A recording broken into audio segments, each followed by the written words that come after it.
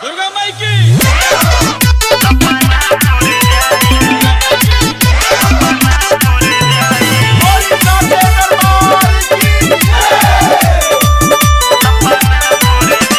हर साल जोरे नारियल ये माई जोरे चुनरी चढ़ाई।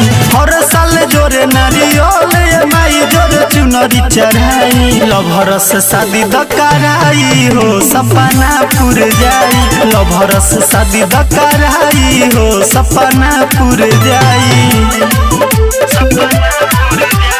म्यूजिक बाय विकेश भोजपुरिया। ब्रांड रिकॉर्डिंग स्टूडियो बसंत बाजार।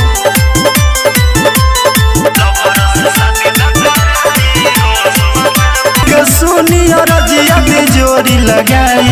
लभर से शादी जे हो जाई हो सपना पूर जाई। लभर से शादी जे हो जाई हो सपना पूर जाई। ब्रांड रिकॉर्डिंग स्टूडियो बसंत बाजार।